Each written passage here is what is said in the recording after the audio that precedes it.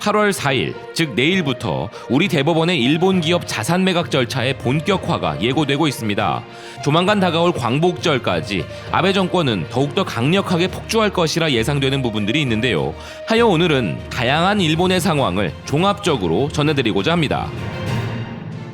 우선 첫 소식은 한국을 부도나게 해버리겠다고 큰소리치지만 전혀 현재 상황을 파악하지 못한 일본에 대한 소식인데요. 우리 대법원이 일본 기업에 대한 자산 매각 절차를 밟으면 그들은 관세 인상, 비자 제한, 송금 중단 등으로 대응하겠다고 거론하고 있으며 금융 보복도 언급하고 있는데요. 보복이란 말 자체가 성립되지 않으나 그들의 워딩 그대로 말씀드려보자면 관세 인상, 비자 제한, 송금 중단 등은 기본적으로 최근 WTO에 양국 간의 수출 규제 패널이 설치된 상황에서 자신들이 더욱 불리한 선택을 해 자폭을 하겠다는 것이기에 선택하지 못할 가능성이 높다는 분석들이 많습니다. 마이니치에 따르면 스가 요시히데 관방장관은 한국 대법원 결정에 대응해 모든 대책을 정부가 검토하고 있으며 방향성이 확실히 나오고 있다고 강조했음을 언급하고 있으나 구체적인 언급은 따로 없는 상황입니다. 그래서인지 현재 일본에서 이 상황에 대한 대응 카드로 가장 많이 언급되고 있는 것이 바로 금융인데요. 프레지던트 온라인은 한국 정부가 달러가 부족해 울면서 재벌들에게 매달리고 있다고 보도하면서 그렇기에 일본과 달러 통화 스와프를 체결하지 않으면 국가 부도 상황에 이르게 된다고 주장하고 있고, 석간 후지 역시 한국은 달러가 부족해서 망할 것이라 보도하고 있으며 일본 기업 자산을 매각하면 일본이 도와주지 않을 것이라는 주장을 하고 있는 상황입니다. 이들은 지금의 한국을 아직도 그들의 머릿속에 남아있는 1997년의 한국으로 인식하고 있는 것이 정말 놀라울 따름인데요. 이런 내용은 국내에서 또다시 가짜뉴스로 재생산될 가능성이 있는 우려가 있기에 지금부터라도 혹시라도 이런 내용들을 여러분들께 옮겨 가짜뉴스를 전파하고자 하는 사람들을 막기 위해 팩트를 말씀드리겠습니다. 현재 한국의 6월 말 외환 보유액은 4,107억 5천만 달러로서 우리나라 외환 보유고는 사상 최고치를 기록하고 있는 상황이며 월스트리트 저널의 보도에 따르면 여기에 더해 우리 정부는 이미 이 부분에 대한 보험으로 한국은 미국과 600억 달러 규모의 통화 스와프 체결을 내년 3월까지 연장하고 있는 상황인 것입니다. 즉 언제든 달러 부족 상황이 발생한다면 대처가 가능하다는 것이죠. 그리고 일본 우익들이 항상 이야기하는 팬데믹으로 이제 다 죽어간다는 한국 경제에 대해 말씀드리자면 한국은 실제로 OECD 국가 중에서는 1위, 비회원국 중국을 포함해도 세계 2위의 경제 성장률을 기록하고 있고 팬데믹의 첫 번째 물결과 두 번째 물결의 영향을 다 합친 예상 GDP 증가율 순위에서도 한국은 마이너스 2.5% 수준으로 압도적으로 OECD 국가 중 1위를 기록하고 있음을 데이터로 확인할 수 있는데요. 여기에 로이터 통신의 보도에 따르면 한국의 수출 감소세는 팬데믹 상황 이후 7월 들어 처음으로 한 자릿수로 줄어들어 점차 둔화되고 있는 상황으로 수출 역시 회복하여 살아나고 있음이 증명되고 있습니다. 그런 반면 일본이 오히려 더 우려되는 상황인데요.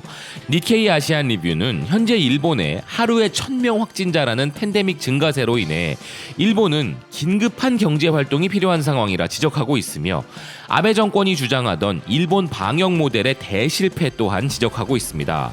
여기에 일본은 현재 잘못된 방향으로 가고 있으며 GDP의 40%에 해당하는 2조 달러를 쏟아부어도 그 효과는 없을 것이라는데요. 또한 여행 장려를 위한 고투 캠페인의 130억 달러 역시 역효과를 낳고 있으며 국제 신용평가사인 피치 또한 일본의 신용등급에 대해 안정적에서 부정적으로 평가를 전환한 상태라고 이야기하면서 2020년과 2021년에 훨씬 더 큰 국가 재정 적자가 일본의 공공부채로 쌓일 것이라 발표했습니다. 결과적으로 일본 정부는 자신들의 붕괴 조짐 여론을 벗어나기 위해 한국은 큰일 났다, 우린 그보다 낫다 라는 프레임을 사용하여 일본 국민들을 안심시키려 하고 있으나 현실이 그렇지 않은 점이 애석하기 짝이 없는 상황인 것이죠. 미국의 블룸버그는 일본은 팬데믹이 없는 것처럼 행동하다가 이제 일본 전역에 퍼지기 시작했다는 말로 일본의 감염 대응에 대해 비난하였으며 일본의 리테라는 일본의 PCR 검사 수는 아프리카 우간다보다도 적은 158위이며 사망률 또한 아시아, 오세아니아에서 최악의 수준임에도 아베는 일본 스고이를 외치고 있다 맹비난하고 있습니다. 일본은 이렇게 적은 양의 검사를 하고 있음에도 하루 1000명을 넘는 확진자가 계속 나오고 있는 상황인데요. 또 다른 블룸버그 기사에서는 한일 양국 간의 갈등에 대해서도 보도하였습니다. 왜 한국과 일본의 불화는 사라지지 않는 것일까 하며 역사적인 관점과 작년부터 현재까지의 흐름을 보도하던 기사는 일본이 전에 반복적으로 한국에 사과한 적이 있었다고 하는데요.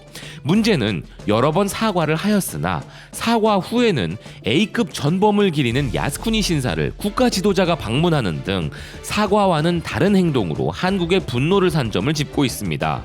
우리 모두가 알다시피 일본이라는 국가는 태평양 전쟁의 진주만 습격을 비롯 선전포고 없이 기습 공격을 해왔던 역사가 있는데요. 그러므로 그들은 뭔가 다른 대응 카드가 있을 가능성이 높습니다. 허나 우리 정부는 이에 대한 완벽한 대응 시나리오를 준비한 상황이며 플랜 B까지 준비하고 있다고 알려져 있는데요. 그렇지만 정부는 정부대로 완벽히 준비하면 되겠으나 우리가 주목해야 할 소식은 지금부터입니다. 니케이 아시안 리뷰는 한국의 보이콧이라는 해머가 일본의 맥주, 의류, 자동차 등의 소비재에 큰 타격을 입혔다고 보도하고 있는데 이 기사의 마지막에 마음에 좀 걸리는 부분이 존재하는데요. 기사는 맥주에서 의류까지 다양한 일본 브랜드들은 한국 소비자들의 보이콧으로 인해 벽에 부딪혔다면서도 그렇지 않은 점도 있다고 보도하고 있습니다. 리서치 업체 CEO 스코어에 따르면 2019년 한국 내 31개 일본 소비재 기업의 총 영업이익은 1,459억 원으로 전년 대비 71.3% 급감하였으며 아사히 맥주가 평가 대상 기업 중 가장 큰 타격을 받았고 아사히의 라이벌인 기린홀딩스와 삿포로 홀딩스 또한 한국에서 고전 중이며 TV 광고 등의 마케팅을 재개하지 못하고 있다는 것인데요. 다이토 분카대학의 경제학자 다이카스 유이치 교수의 말로 한국 소비자들은 음식과 음료에 있어서는 국산 제품이나 다른 외국 제품으로 쉽게 전환할 수 있기에 일본 기업들에게는 힘든 경영 환경이 지속될 것이라는 부분을 전하고 있는 기사는 세탁세제 비트로 알려져 있는 라이온 역시 한국 내에서의 마케팅 활동을 자제 중이며 일본 제품을 위한 홍보 활동은 일부 한국 소매점에서는 환영받지 못했다는 대변인의 말도 아울러 전하고 있습니다. 이뿐만 아니라 자동차 기업들과 식품 기업 아지노모토를 비롯 9개 점포가 폐점을 하고 있는 유니클로 역시 큰 피해를 드러내고 있으며 무인양품 또한 타격은 크다는 것인데요. 그러나 여기서부터가 아까 말씀드린 기사의 반전입니다. 이런 상황임에도 일본의 일부 기술 회사는 이러한 추세를 거스르고 판매 호황을 누리고 있다는 기사는 그 대표적인 기업으로 닌텐도와 소니를 이야기하는데요. 닌텐도 한국 사업부는 매출액이 36.6% 증가한 2,306억 원, 영업이익은 68.4% 증가한 126억 원을 기록하였으며 소니 코리아의 매출 또한 19.5% 증가한 1조 4,331억 원, 영업이익은 35.6% 증가한 185억 원을 기록했으며 이는 부품 사업으로 비중을 크게 가져가면서 얻어낸 결과라는 것인데요. 소니 코리아의 매출의 경우 그럴 수도 있는 것이 현재 소니, 캐논, 니콘 등의 일본 업체들이 디지털 카메라 업계 대부분의 점유율을 가지고 있는 부분 때문일 것입니다. 이에 대해 다카야스 유이치 교수는 한국에는 주요 식품이나 자동차 회사가 있지만 소니나 닌텐도 같은 대형 게임 산업은 없다며 대체품을 구하기가 어렵기에 나오는 현상이라는 것입니다. 아울러 그는 앞으로도 한국의 보이콧은 중단될 조짐이 없고 현 지도자인 아베와 문재인 대통령 하에서 한국과 일본의 관계가 개선될 조짐도 없다고 주장하고 있습니다. 닌텐도, 플레이스테이션, 우리 안의 갈등은 없어야겠기에 더 이상의 말씀은 드리지 못하겠으나 8월에는 광복절이 있습니다. 오늘 준비한 BK 뉴스 브리핑은 여기까지입니다. 시청해주셔서 감사드립니다.